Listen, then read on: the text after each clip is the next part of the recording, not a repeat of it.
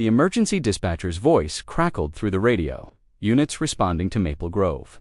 Subdivision caller reports neighborhood destruction and property value terrorism. Officer Martinez nearly choked on his coffee. In 12 years on the force, he'd heard domestic disputes, break-ins, even wild animal calls. But never had someone dialed 911 because their neighbor removed a pool. As his cruiser turned onto Willowbrook Lane, he had no idea he was about to witness the spectacular downfall of the most feared HOA president in county history. All because one man dared to fill in a hole in his own. The jackhammer's relentless pounding echoed through the pristine suburbs of Maple Grove at exactly 7 a.m. Shattering the morning calm like a declaration of war, David Chen wiped sweat from his forehead and surveyed the controlled chaos unfolding in his backyard. The pool that had dominated the space for 15 years was finally meeting its end. Concrete chunks scattered like ancient ruins, the aqua blue tiles that his ex-wife Sarah had insisted on now reduced to colorful debris. "Looking good, Mr. Chen," shouted Rico, the demolition foreman, over the mechanical symphony. "Should have this wrapped up by Thursday, like we promised." David nodded, feeling a strange mixture of liberation and melancholy. The pool had been Sarah's dream, not his. She'd spent countless hours researching designs, dragging him to showrooms, insisting that their corner lot deserved something resort-worthy. Now, 18 months after their divorce was finalized, he was reclaiming his space. The monthly maintenance costs alone would save him enough for a decent vacation. Vacations somewhere far from suburban expectations and HOA bylaws. Clicking aggressively across concrete made him turn. Margaret Thornfield was marching across his patio with the purposeful stride of someone accustomed to getting her way. At 52, she carried herself like neighborhood royalty. Her platinum blonde hair sprayed into an immovable helmet, her lips pursed in perpetual disapproval. As president of the Maple Grove Homeowners Association, she ruled their subdivision with an iron fist wrapped in passive-aggressive pleasantries. "David," her voice cut through the construction noise with surgical precision. "What on earth is happening here?" "Morning, Margaret." David kept his tone neutral, though his jaw tightened reflexively. "Just having the pool removed, as you can see removed." Her carefully microbladed eyebrows shot toward her hairline. "You can't just remove a pool. This is a premium neighborhood feature." David pulled his phone from his pocket and opened his email. "Actually, I can..." He turned the screen toward her, showing the official approval email with the HOA seal. Margaret's face flushed pink beneath her foundation. She snatched the phone and read the email twice, her lips moving silently. David watched her process the information, recognizing the exact moment when shock transformed into fury. "This is ... she sputtered, then collected herself. With visible effort, "This is absolutely unacceptable. A pool adds $30,000 to property value. You're destroying the neighborhood aesthetic. It's my property, Margaret. The pool was costing me $800 a month to maintain, and I never use it." David reclaimed his phone. "Besides, I'm planning to put in a garden. Native plants, bee-friendly, flowers, very environmentally conscious. A garden." Margaret's voice climbed an octave. "David, this is Maple Grove Estates. We have standards. We have a reputation to maintain. Do you know what this does to the neighborhood vibe?" Rico approached, removing his hard hat and wiping his hands on a rag. "Excuse me, folks, but we need to keep working if we're going to stay on schedule." Margaret whirled on him like a predator sensing weakness. "What about neighborhood regulations? What about property values? What about consulting the community before making decisions that affect everyone?" "Ma'am, with respect, this is private property," Rico replied calmly. "We have all the proper permits." The homeowner followed protocol. David watched Margaret's face cycle through several shades of red. He'd seen this expression before, the great mailbox controversy of 2019. When the Johnsons had dared to install a post-mount box instead of the HOA-approved pedestal style, Margaret had made their lives miserable for 6 months, sending violation notices and threatening legal action until they capitulated. "Protocol." Margaret's laugh was sharp enough to cut glass. "The protocol is maintaining community standards. The protocol is thinking about your neighbors instead of being selfish." "I am thinking about my neighbors," David replied, his patience finally fraying. I'm thinking about not having pool parties until midnight. I'm thinking about not running circulation pumps that sound like jet engines. I'm thinking about not using chemicals that run off into the storm drains. You're thinking about being cheap, Margaret shot back. The jackhammer stopped abruptly, leaving an uncomfortable silence. David became aware that they had an audience, Mrs. Patterson from next door, pretending to water her already soaked flower bed, the mailman openly staring, and at least 3 neighbors who had found sudden, urgent needs to check their driveways. Margaret, David said quietly, "The decision is made. The work is happening. I'd appreciate it if you'd let my contractors do their job." "Ooh, this isn't over." Margaret's smile was sharp as broken glass. "Not by a long shot. There are other considerations here. Environmental impact studies, neighborhood consultation, requirements. I'm going to look into every single regulation and bylaw." She spun on her designer heels and stalked back toward her house, her phone already pressed to her ear. David watched her go, noting how she gestured dramatically while speaking to whoever had answered her call. "Intense lady," Rico observed, settling his hard hat back on his head. "You sure you want to deal with this? We could always stop the work, let you sort things out." "No," David's voice was firm. "Keep working. She's all bark and no bite." As Rico returned to directing his crew, David tried to ignore the knot forming in his stomach. He'd dealt with Margaret's dramatics before, but something about her parting words felt different, more pointed, more threatening. His phone buzzed with a text from his sister Jennifer. "How's the pool demo going? Ready to plant those tomatoes?" Yet, he typed back, "Demo's fine. Margaret's having a meltdown, but what else is new? LOL. She'll get over it. Besides, what's the worst she can do?" David stared at the message, then looked across the yard at Margaret's house. Through her kitchen window, he could see her pacing back and forth, still on the phone, her free hand chopping the air emphatically. What was the worst she could do? By noon, the demolition crew had made impressive progress. The pool's shallow end was completely broken up, and they were working on removing the deep-end concrete. David had retreated to his home office to catch up on work emails, but the rhythmic pounding made concentration impossible. His doorbell rang at exactly 12:30. Through the front window, he could see a figure in a crisp uniformed pelisse, he realized with surprise. David opened the door to find Officer Martinez, a patient-looking Hispanic man in his 40s, consulting a small notebook. "Mr. Chen, I'm Officer Martinez with Metro PD. I'm responding to a noise complaint about construction work." "Noise complaint." David glanced at his watch. "It's 12:30 in the afternoon. Construction noise is legal until 6 p.m. "Yes, sir. I'm aware of that." Officer Martinez looked slightly embarrassed. "The complainant was quite insistent that I investigate. She mentioned something about unpermitted work and neighborhood safety concerns." David felt heat rising in his chest. "Let me guess, Margaret Thornfield." Officer Martinez's expression confirmed what David already knew. "She mentioned there might be environmental hazards, potential property damage to neighboring homes." "Officer, I have all the permits right here." David retrieved his tablet and pulled up the documents. "City demolition permit, HOA approval, contractors, license and insurance. Everything's completely legal."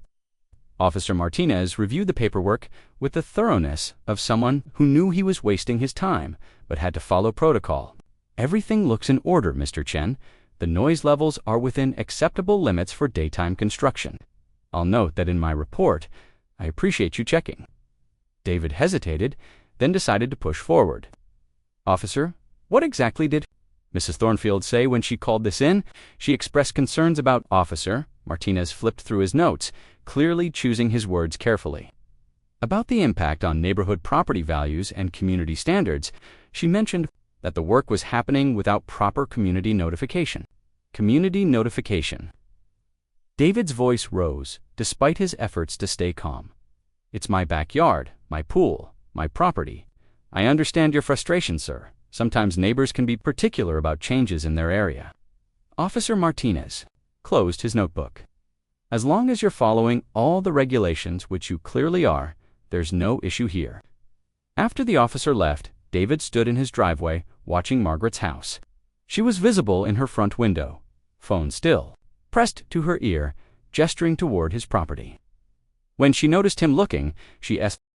By 6 p.m., David's phone had received 47 calls, 32 text messages, and his email inbox had exploded with notifications from neighborhood social media groups he'd forgotten he'd joined. A clock with the headline, "Pool Removal Sparks HOA War." And apparently, half of Maple Grove had opinions about his backyard.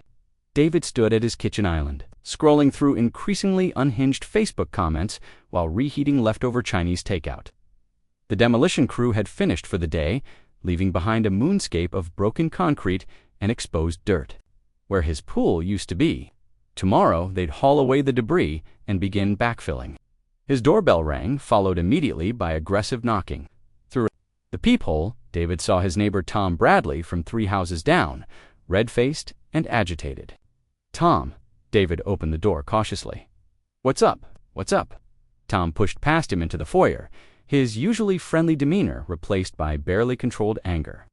"What's up is that my wife spent the entire afternoon fielding phone calls. From reporters asking about neighborhood tensions and property value disputes. What's up is that Channel 7 made our subdivision look like some kind of war zone on the evening news." David closed the door slowly. "Tom, I'm just removing a pool. That's literally all I'm doing." "No, that's not all you're doing." Tom spun to face him, his engineer's mind clearly working through talking points he'd prepared. "You're creating a media circus. You're turning our neighborhood into a punchline. Do you know what this does to all of us when it comes time to sell? Are you selling? That's not the point." Tom's voice cracked slightly. "The point is that you could have handled this differently. You could have talked to people first, explained your reasoning, maybe found a compromise." David felt something cold settle in his stomach.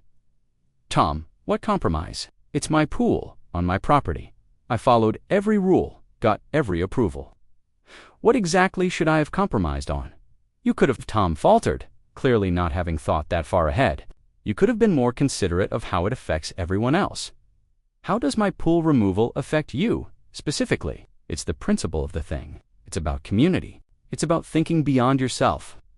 David stared at his neighbor, a man he'd known for 8 years, whose kids he'd given Halloween candy to, whose driveway he'd helped shovel during the ice storm last winter.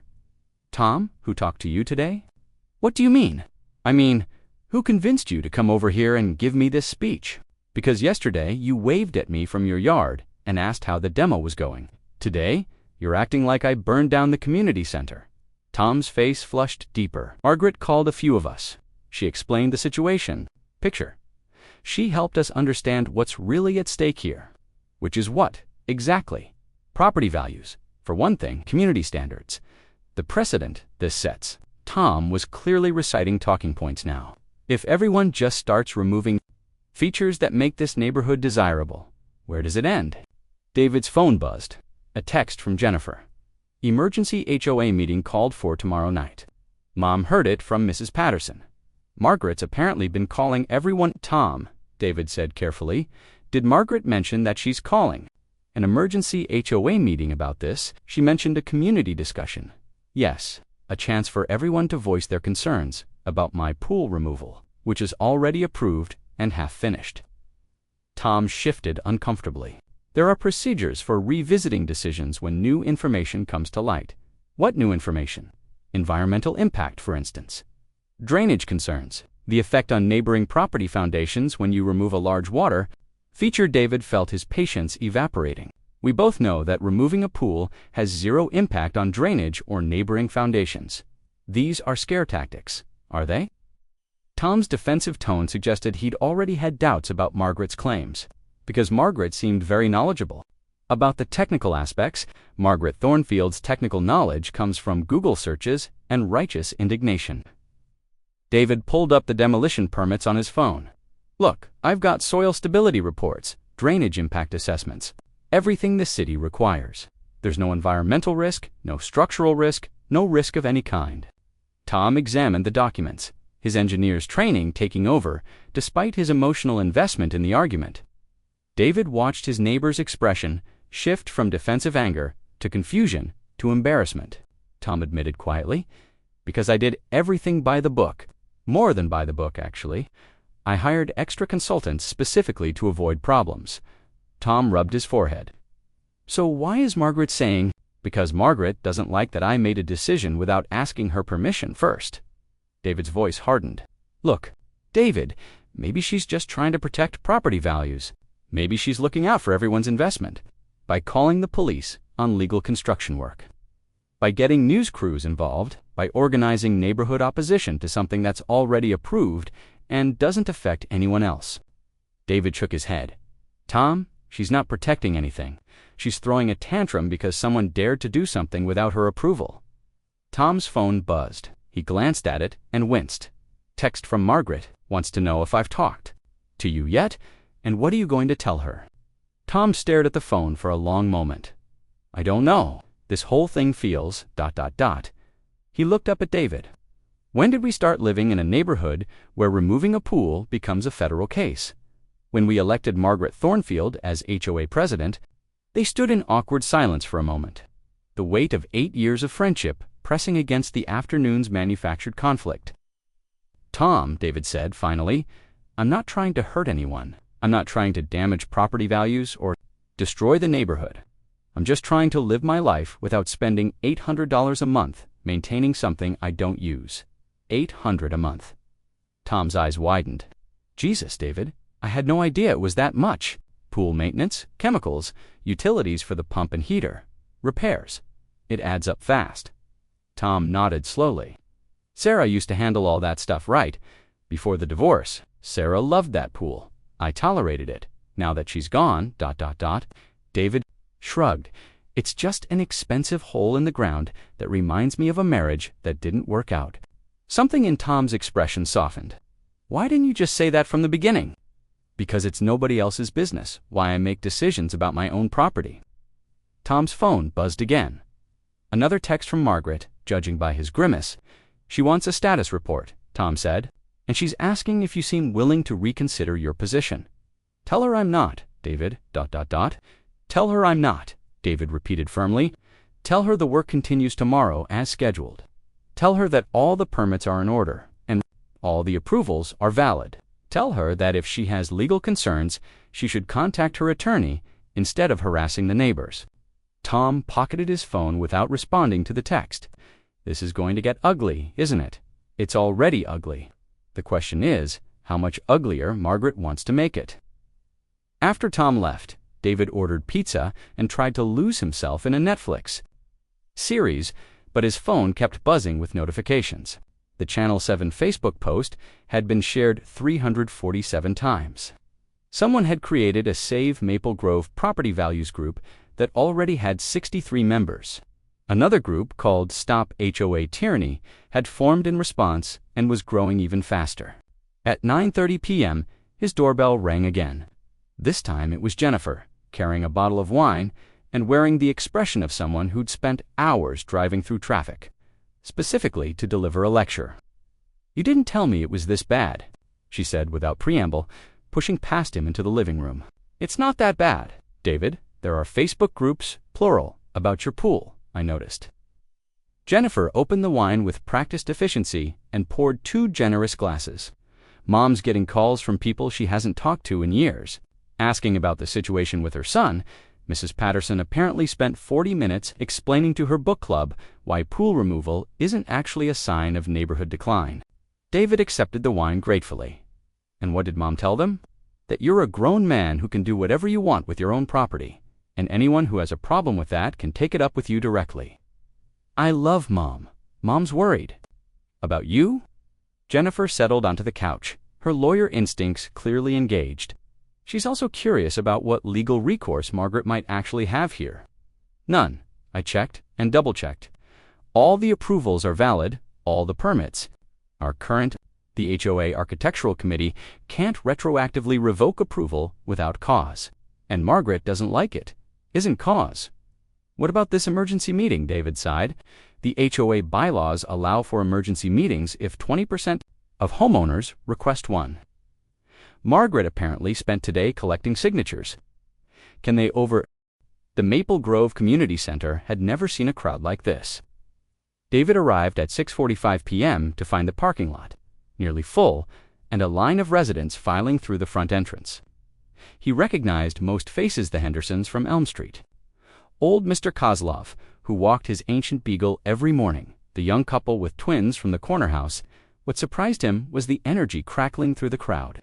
This wasn't the usual sleepy gathering of retirees discussing snow removal budgets. People were animated, talking in clusters, some clearly agitated and others openly amused. Mrs. Patterson waved him over to where she stood with 3 other neighbors.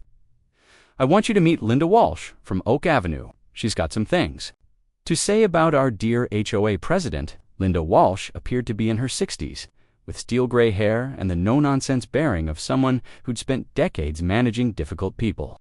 "Mr. Chen, I've been following this pool situation with great interest." "Oh." David wasn't sure if that was good or bad. "I'm the former president of the Riverside Gardens HOA, 2 subdivisions over. Served for 8 years before I retired. I've seen this type of power grab before." Linda's eyes glinted with something between sympathy and anticipation. Margaret Thornfield is about to step in a very deep hole. Before David could ask what she meant, the community center doors opened, and Margaret appeared, flanked by 2 other HOA board members, like a general with her lieutenants. She'd dressed for battle in a sharp navy blazer and pearls, her usual armor of suburban authority enhanced by a leather portfolio clutched against her chest. Her eyes swept the crowd and landed on David with laser focus. "Mr. Chen," she called, out in a voice designed to carry, "How nice that you decided to join us." "Wouldn't miss it," David replied evenly. Margaret's smile was sharp enough to cut glass. "I'm sure you'll find tonight's discussion very educational." The community center's main room was laid out with rows of folding chairs facing a table where the HOA board would sit. David chose a seat in the middle section, close enough to participate, but not so close as to seem confrontational. Jennifer slipped in beside him, having driven over straight from work. "Jesus," she whispered, looking around at the packed room. "How many people live in this subdivision?" "About 200 families. Looks like half of them showed up." Margaret called the meeting to order at exactly 7 p.m., her voice cutting through the chatter with practiced authority. "Thank you all for attending this emergency session of the Maple Grove Homeowners Association. Tonight, we're here to discuss a matter of urgent concern to our community: the unauthorized removal of a premium neighborhood feature that affects all of our property values." David felt his jaw clench at the word unauthorized, but he forced himself to remain silent. "Before we begin," Margaret continued, "I want to acknowledge that we have media present tonight. Channel 7 News is here to document how a responsible community addresses threats to neighborhood standards." David glanced around and spotted the same reporter from yesterday, camera operator in tow, setting up near the back wall. Apparently, Margaret had invited them. Of course she had. Now, Margaret shuffled her papers with theatrical precision. Let's review the facts. 3 weeks ago, David Chen submitted an application to remove his backyard swimming pool. The Architectural Committee, operating with incomplete information, approved this request. However, new concerns have come to light regarding the environmental and economic impact of this decision. Linda Walsh raised her hand. "Point of order. What new concerns specifically?" Margaret's smile faltered slightly. "I'm sorry, who are you?" "Linda Walsh, Oak Avenue. I'm asking what new environmental or economic information has emerged since the Architectural Committee's approval." Well, Margaret consulted her papers. There are concerns about drainage impact, effects on neighboring foundation stability, and the precedent this sets for future property modifications. "Do you have any expert analysis supporting these concerns?" Linda's voice was politely relentless. "Engineering reports, environmental impact studies, anything beyond speculation." Margaret's face flushed pink. "The concerns raised by community members are valid and deserve consideration." "I don't disagree," Linda replied smoothly. "I'm simply asking if these concerns are backed by any actual evidence." David watched this exchange with growing admiration. Linda Walsh was systematically dismantling Margaret's argument using nothing but parliamentary procedure and pointed questions. Margaret tried to regain control. "Perhaps we should hear from the affected homeowners first. Tom Bradley has some concerns to share." Tom stood reluctantly, looking deeply uncomfortable. Well, I talked to David yesterday about this, and..." He glanced at Margaret, who was glaring at him with undisguised expectation. "Actually, after reviewing the permits and talking through the technical aspects, I don't think there are any legitimate safety concerns." The room erupted in murmurs. Margaret's face went from pink to red. "Tom," she said sharply, "yesterday you were very concerned about property values and community standards." "Yesterday I was operating on incomplete information," Tom replied, his engineer's integrity overriding whatever pressure Margaret had applied. "David showed me the soil stability reports, the drainage assessments, all the technical documentation. The pool removal poses no risk to neighboring properties." Margaret looked like she'd been slapped. "But the precedent? What precedent?" called out a voice from the back. David turned to see Jake Morrison, a 30-something tech worker who lived on Pine Street. "The precedent that homeowners can modify their own property as long as they follow the rules." "Exactly," someone else chimed in. "Since when do we need community permission to make changes to our own backyards?" Margaret pounded her gavel desperately. "Order. We need to maintain order." But the room was buzzing now, neighbors turning to each other, conversations breaking out in multiple directions.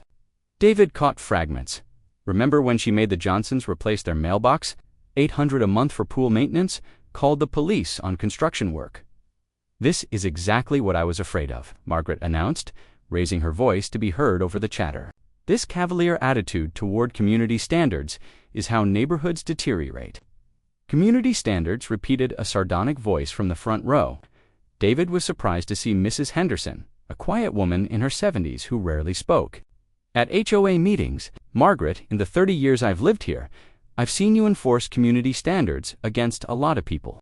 The Martinez family, when they wanted to install solar panels, the Williams, when they tried to plant native wildflowers instead of grass, the young couple on Birch Street, when they wanted to paint their front door blue, those were all legitimate. Concerns those were all you exerting control over other people's property," Mrs. Henderson continued calmly. "And every single time you've used the same tactics. Scare people about property values, call emergency meetings, try to turn neighbors against each other." The room had gone quiet. Everyone focused on this unexpected confrontation between the neighborhood grandmother and its self-appointed enforcer. Margaret's voice shook slightly. "I resent the implication that I'm anything other than dedicated to protecting this community's interests." "Then why," asked Linda Walsh, "did you call the police on legal construction work?" "Safety concerns." "Why did you contact the media before attempting to resolve this through normal HOA channels?" "Community transparency." "Why did you organize petition drives and social media campaigns instead of following the dispute resolution procedures outlined in our bylaws?" Margaret was cornered, and she knew it. David watched her scan the room, looking for allies, finding mostly neutral or hostile faces. The camera from Channel 7 was recording everything, documenting her public humiliation for the evening news. "A move," called out Jake Morrison, "that this meeting be adjourned. The Architectural Committee's approval stands. The work is proceeding legally, and there's no emergency requiring community action." "Seconded." Several voices called out simultaneously. "You can't just—" Margaret started. "Actually, we can," Linda Walsh said gently. "According to Robert's Rules of Order, which I believe this HOA follows, a motion to adjourn requires only a simple majority vote." Margaret looked around desperately. All in favor of adjournment. A forest of hands shot up around the room. David estimated at least 2/3 of the attendees were voting to end the meeting. Opposed, maybe 10 hands rose, most of them belonging to people David recognized as Margaret's closest allies. Margaret stared at the result in shock. In 5 years as HOA president, she'd never lost a vote this decisively. She'd never even been seriously challenged. "Motion carries," she said weakly. Meeting adjourned. The room erupted in chatter as people began filing out. David sat for a moment, processing what had just happened. He'd expected tonight to be an ordeal hours of Margaret's theatrics, manufactured outrage, and carefully orchestrated pressure to back down. Instead, he'd witnessed something that felt almost like a revolution. That, Jennifer said beside him, was beautiful. Linda Walsh appeared next to David's chair. "Mr. Chen, a word of advice. Margaret Thornfield isn't done with you. What happened here tonight was a public humiliation, and in my experience, people like her don't." David's first clue that Wednesday would be different came at 6:47 a.m. When his doorbell rang with the urgent persistence of someone who wasn't going away, he stumbled downstairs in his robe to find a woman in a severe gray suit holding an envelope. "David Chen, that's me. You've been served." She thrust the envelope at him and walked away without another word. David tore open the envelope with growing dread.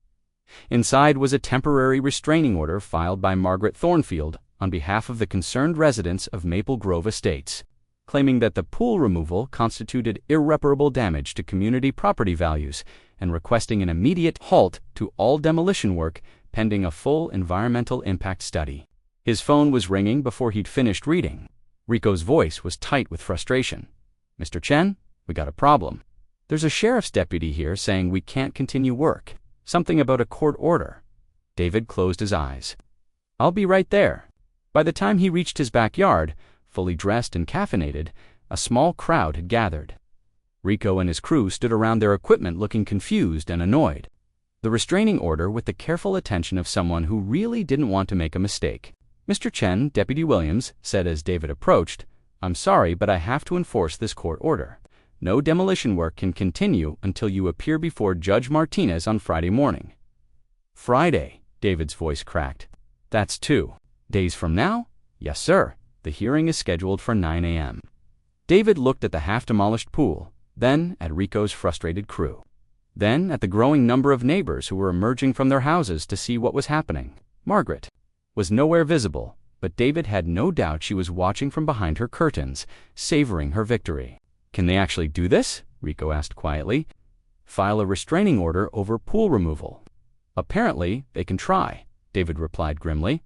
"I need to call my lawyer." As the demolition crew packed up their equipment, David retreated to his house and dialed Jennifer's office number. "David, why are you calling so early?" "Margaret got a restraining order. Work's shut down until Friday." "She what?" The sound of papers rustling came through the phone. "On what grounds?" "Irreparable damage to community property values. She wants a full environmental impact study." "That's ridiculous. You already have environmental clearances." "I know that. You know that."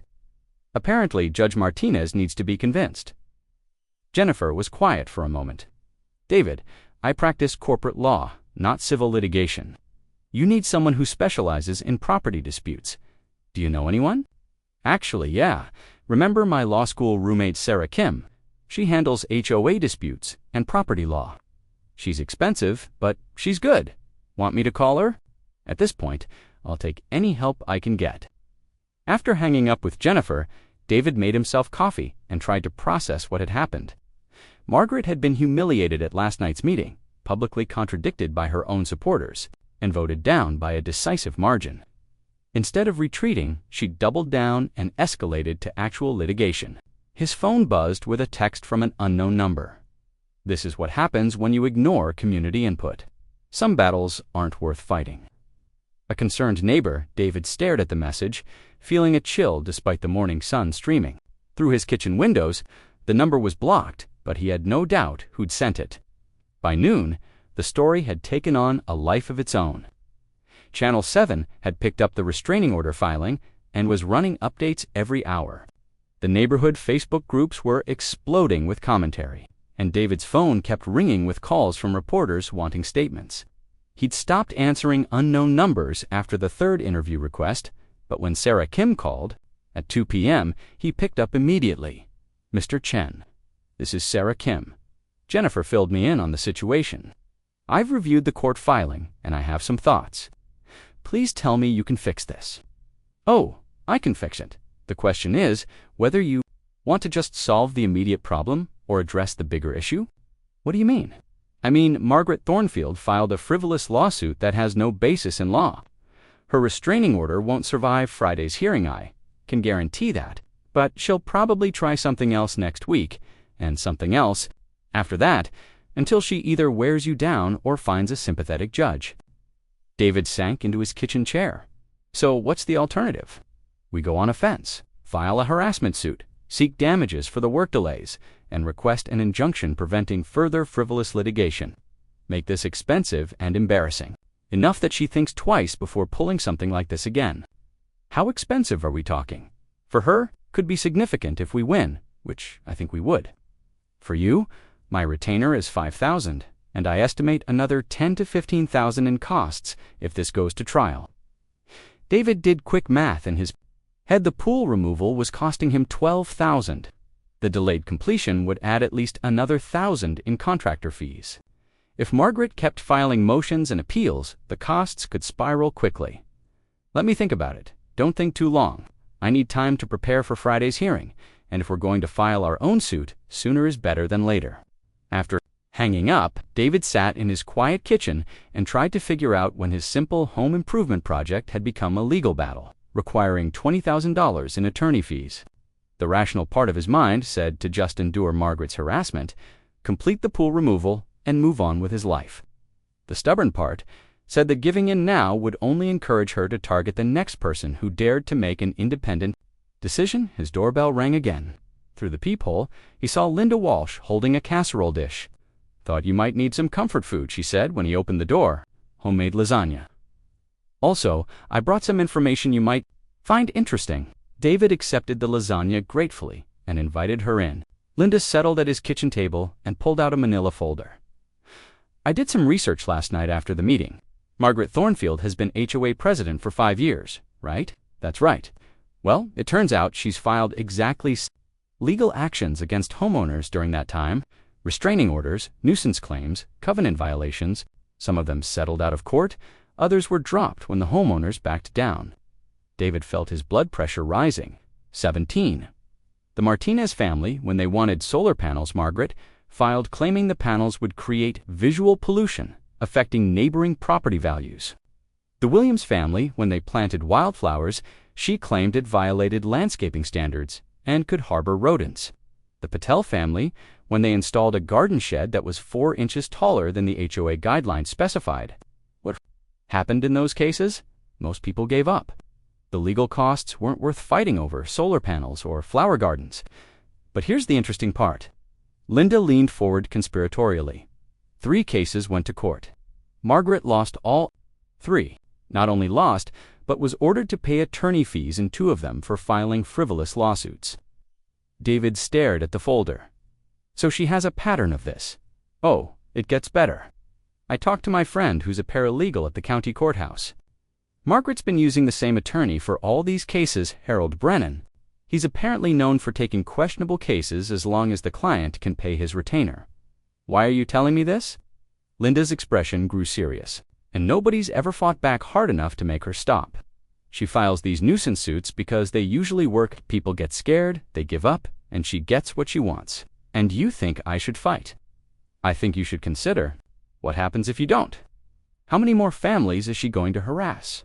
How many more people are going to have to choose between their own property rights and avoiding Margaret's legal tantrums? David's phone rang. Jennifer's name appeared on the screen.